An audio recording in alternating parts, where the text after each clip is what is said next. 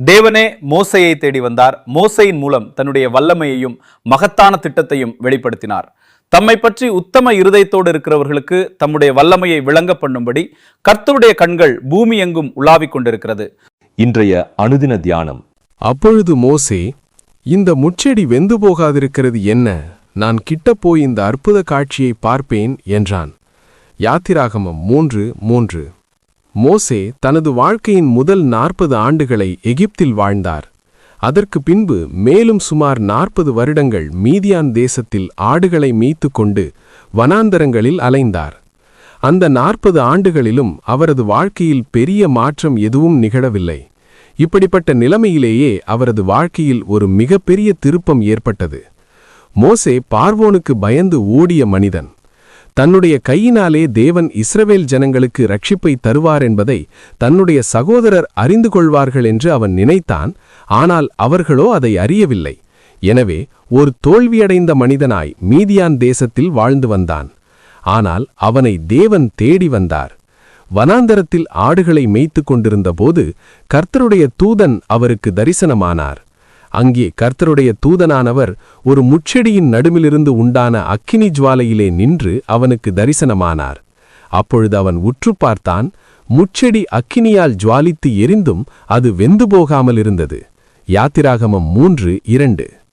தேவனே மோசேயை தேடி வந்தார். மோசேயின் மூலம் தன்னுடைய வல்லமையையும் மகத்தான திட்டத்தையும் வெளிப்படுத்தினார். தம்மை பற்றி உத்தம இருதயத்தோடு இருக்கிறவர்களுக்கு தன்னுடைய வல்லமையை விளங்க பண்ணும்படி கர்த்தருடைய கண்கள் பூமி எங்கும் உலாவிக் கொண்டிருக்கிறது. இந்த விஷயத்தில் மதியில்லாதவராயிருந்தீர். ஆகையால் இது முதல் கொண்டு உமக்கு யுத்தங்கள் நேரிடும் என்றான். 2 நாளாகமம் 16:9.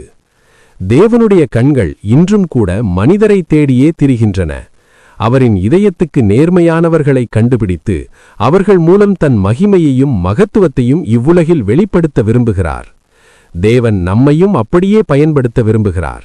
தேவன் நம்முடைய திறமை, நம்முடைய படிப்பு, நம்முடைய ஞானத்தை பார்க்கவில்லை, நம்முடைய இருதயத்தை பார்க்கிறார். நம்மை குறித்து மற்றவர்களுக்கு நாம் வெளிப்படுத்த அல்ல, நம் மூலமாக தேவன் தம்மை அறியும்படி செய்வார். வனாந்தரத்தில் முட்செடி பற்றி எரிவது வனாந்தரத்தில் மோசே பார்க்கும் சாதாரணமான காரியம். ஆனால் இந்த முட்செடி வெந்து போகாதிருக்கிறது என்ன? நான் கிட்டப்போய் இந்த அற்புத காட்சியை பார்ப்பேன் என்று கூர்ந்து கவனித்து பார்த்தான். அதுபோல இன்றைக்கு நம்முடைய வாழ்க்கையில் சாதாரணமாக நடந்து கொண்டிருக்கும் காரியங்களின் மூலமாக தேவன் நம்முடன் பேச விரும்புகிறார். நாம் வேதத்தை வாசிக்கும்போது நாம் கேட்கும் தேவனுடைய வார்த்தையின் மூலமாக, சில நேரங்களில் நம்மை சுற்றி நடக்கும் அநேக சம்பவங்கள் மூலமாக தேவன் நம்முடன் பேச விரும்புகிறார். தம்முடைய வல்லமையை நம்மூலம் வெளிப்படுத்த விரும்புகிறார். நாம் தான் உலக காரியங்களில் நம்மை ஈடுபடுத்திக் கொள்வதால் அவைகளில் கவனமாக இருக்கிறோம். தேவன் நமக்கு வெளிப்படுத்த நினைப்பவைகளை நாம் கவனிப்பதில்லை. மோசே, நான் கிட்டப்போய் இந்த அற்புத காட்சியை பார்ப்பேன் என்று கூர்ந்து கவனித்து பார்த்தது போல் நாமும் கவனித்து பார்க்க வேண்டும். எருசலேமே, எருசலேமே, தீர்க்கதரிசிகளை கொலை செய்து உன்னிடத்தில் அனுப்பப்பட்டவர்களை கல்லெறிகிறவளே, கோழி தன் குஞ்சுகளை தன் சிறகுகளின் கீழே கூட்டி சேர்த்து கொள்ளும் வண்ணமாக நான் எத்தனை தரமோ உன் பிள்ளைகளை கூட்டி சேர்த்து கொள்ள மனதாயிருந்தேன், உங்களுக்கோ மனதில்லாமல் போயிற்று. லூக்கா 13:34. கர்த்தராகிய இயேசு கிறிஸ்துவினுடைய கிருபையும் தேவனுடைய அன்பும் பரிசுத்த ஆவியினுடைய ஐக்கியமும் உங்கள் அனைவரோடும் கூட இருப்பதாக. ஆமென்.